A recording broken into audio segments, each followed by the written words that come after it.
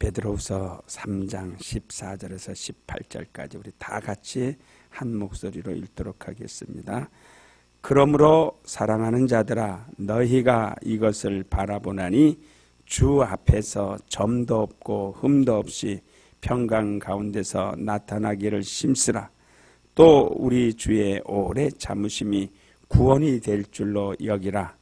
우리 사랑하는 형제 바울도 그 받은 지혜대로 너희에게 이같이 썼고 또 그 모든 편지에도 이런 일에 관하여 말하였으되 그 중에 알기 어려운 것이 덜어 있으니 무식한 자들과 굳세지 못한 자들이 다른 성경과 같이 그것도 억지로 풀다가 스스로 멸망에 이르느니라. 그러므로 사랑하는 자들아 너희가 이것을 미리 알았은즉 무법한 자들의 미혹에 이끌려 너희 굳센 데서 떨어질까 삼가라. 오직 우리 주 곧 구주 예수 그리스도의 은혜와 저를 아는 지식에서 자라가라. 영광이 이제와 영원한 날까지 저에게 있을지어다. 아멘. 사랑하는 성도 여러분, 우리 주 예수 그리스도 나타나실 때까지 여러분이 점도 없고 흠도 없고 또 거룩한 모습으로 늘 자라갈 수 있기를 예수의 이름으로 축원합니다. 성경은 우리에게 분명히 말씀하기를 17절의 말씀을 오늘 요절 말씀으로 한번 삼아보세요. 다시 한번 보세요. 자, 같이 시작. 그러므로 사랑하는 자들아 너희가 이것을 미리 알았은즉 무법한 자들의 미혹에 이끌려 너희 굳센 데서 떨어질까 삼가라. 무엇인가 모르지만 삼가하랍니다. 하지 말라는 겁니다. 어떤 부분에 대해서요? 무법한 자들의 미혹에 이끌려 가지 않도록 우리의 믿음을 굳세게 하라는 겁니다. 근데 그 위에 보니까요, 무식한 자들이라는 말이 있어요. 16절에 무식한 자들과 굳세지 못한 자들이 다른 성경과 같이 그것도 억지로 풀다가 어떻게 한다고요? 멸망한대요. 그러니까 무식해서는 안 돼요. 성경에 따라서 내 영혼아 성경에 무식한 자가 되지 말자. 여기에서 무식한 자라는 뜻은요, 배우지 않는다라는 뜻이에요. 그러니까 우리 세상에 교회 안에서 이루어지는 일이기 때문에 세상의 지식과는 상관없어요. 교회는 세상의 것들과 상관없는 사람들이 모이는 거예요. 그래서 교회 안에는 남녀노소, 빈부귀천, 학식의 유무를 따라서 하는 것이 아니라 전혀 상관없어요. 그러니까 교회 안에서는 정말 모든 사람들이 동일해요. 그런데 교회 안에서 차별이 있을 수 있는 것은 무엇이냐? 성경을 잘 알기를 예수의 이름으로 축원합니다. 그러니까 성경에 무식한 자가 되지 마십시오. 그러면 아까 제가 무식한 자라는 말은 배우지 않는다라는 뜻을 가지고 원어 자체가 배우지 않는다라는 뜻이에요. 그러니까 교회에 들어왔으니까 교인으로서 당연히 해야 할 일은 뭐예요? 성경을 배우는 일이죠. 그래야 그 밑에 보면 무슨 말이 같이 쓰냐면요. 무식한 자들과 또 무슨 자들이요? 굳세지 못한 자들. 그러니까 굳세지 못, 성경적 지식이 없으니까 자꾸만 미혹에 이끌릴 수 있어요. 그러니까 자기 자신의 신앙이 뭔가 이렇게 뿌리가 박히지 않아요. 뿌리가 박히지 않았다라는 것은 어떠한 잔 바람에도 흔들릴 수 있다는 거죠.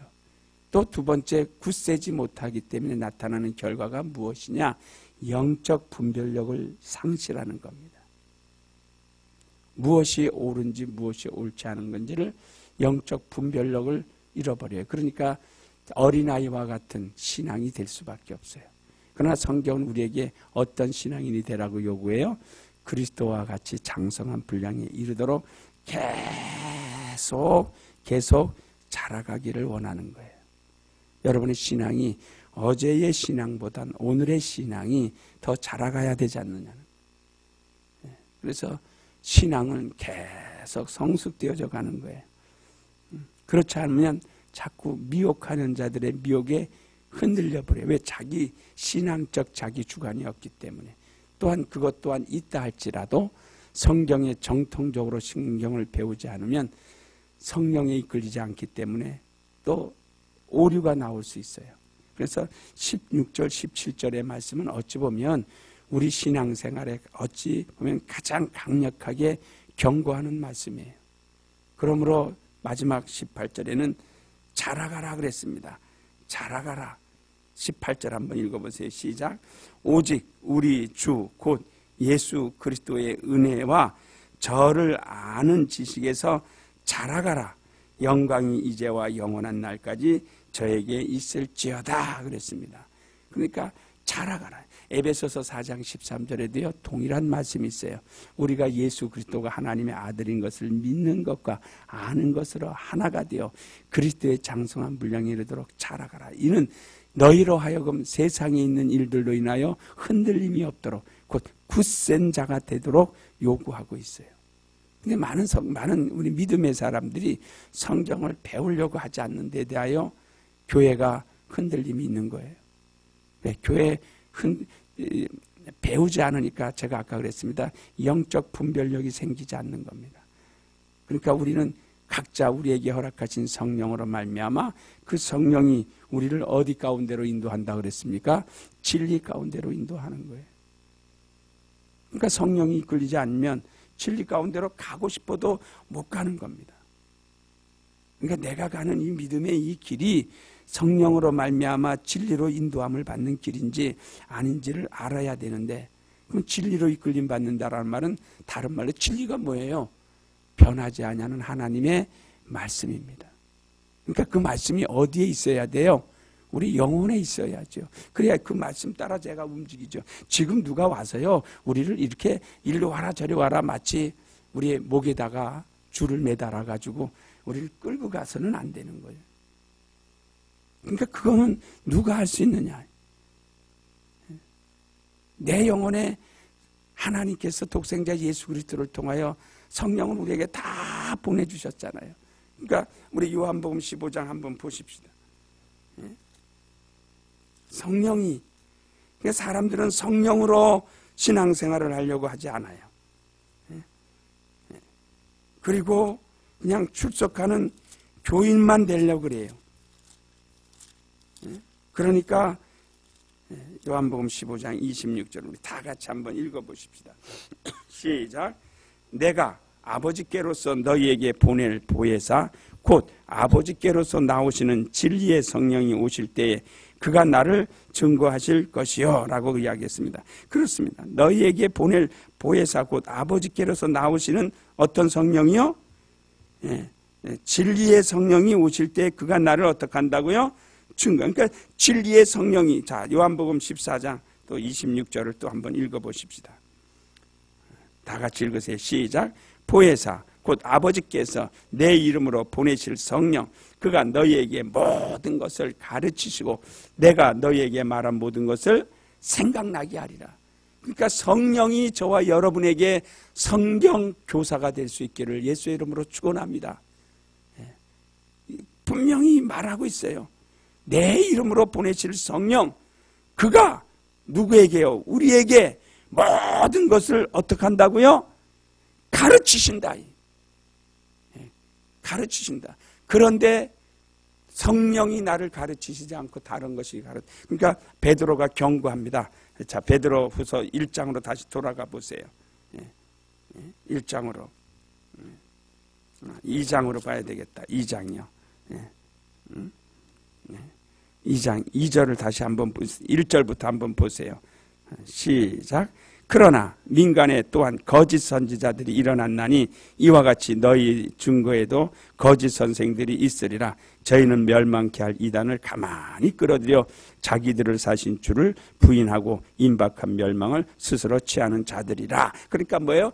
성령으로 우리가 가르침을 받아야 되는데 성령으로의 가르침을 받지 아니하고 뭐에 가르침을 받아요? 거짓 선지자들과 교직 교사들이 가르침을 받는다면 그들은 진리를 가로막고 또 가르치지 않기 때문에 멸망으로 달려가는 지름길이다라고 이야기하고 있어요. 그러니까 우리가 예배와 또 우리 하나님 앞에 자기 자신의 영혼 관리에 있어서 철저한 여러분의 주의를 기울이시기를 예수의 이름으로 축원합니다. 그래서 우리는 날마다 성경을 상고하라는 거예요. 성경을 상고해야 그 성경 상고된 하나님의 말씀이 성령으로 말미암아 나를 가르치시는 거죠. 그래서 자라가라 그랬습니다. 자, 우리 골로새서를 다시 한번 보세요. 1장이요. 여기도 말하고 있죠. 골로새서 1장을 보면, 자, 1장 9절 10절을 한번 보세요. 다 같이 읽으세요. 시작. 이로써 우리도 듣던 날부터 너희를 위하여 기도하기를 그치지 아니하고 구하노니 너희로 하여금 모든 신령한 지혜와 총명의 하나님의 뜻을 아는 것으로 채우게 하시고 주께 합당히 행하여 범사에 기쁘시게 하고 모든 선한 일에 열매를 맺게 하시며 하나님을 아는 것에 자라게 하시고. 할렐루야. 하나님을 아는 것으로 자라가라. 하나님을 아는 것. 그래서 요한복음 17장 3절에도 영생은 유일하신 참 하나님과 그의 보내신 자 예수 그리스도를 아는 것이라 그랬어요. 누가 알려줍니까? 성령이 하나님의 말씀을 가르쳐주고 또 그 성령이 나를 진리 가운데로 이끌어주시고, 그럴 때에 그 진리의 성령의 이끌림을 받는 그 사람이 하나님을 기쁘시게 한다라고 요한 3서 3절 4절에 이야기하고 있잖아요. 저는요, 요한 3서를 대할 때마다 사람들이 좀 더 깨웠으면 좋겠어요. 우리 한번 보세요. 제가 늘 이야기합니다. 요한 3서 하면은 2절의 말씀이 굉장히 좋으니까, 아주 사람의 어떠한 생각을 끌어들이니까 거기에만 집착합니다.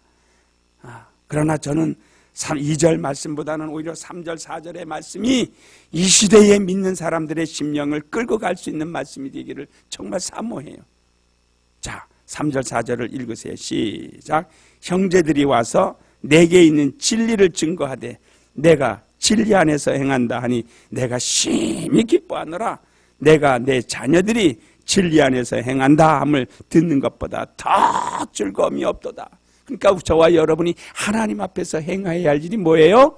진리를 증거하는 것이고, 진리를 행할 때에 하나님을 기쁘시게 하고 하나님께 즐거움을 드릴 수 있는 겁니다. 그럴 때 그 하나님께서 우리에게 우리의 영혼이 잘된 같이 범사가 잘되며 강건하게 도와주신다라는 거죠. 그러니까 우리 하나님의 입장에서 성경을 보지 아니하고 우리 입장에서 성경을 보니까 2절의 말씀만 창념하고 달달달달달달 외우고 다니는 겁니다. 이 말씀이 아무리 우리의 입에서 외워진다고 해서 이 말씀대로 우리가 복이 있나요? 행함이 있을 때 하나님의 놀라운 축복이 있는 것이죠. 오늘 우리는 이와 같은 믿음을 가지고 여러분의 오늘 하루의 삶도 이루어져서 정말 우리 하나님 앞에서 영광을 돌릴 수 있는 거룩한 성도들이 되어지기를 예수의 이름으로 축원합니다. 이 시간에 우리 기도하십시다.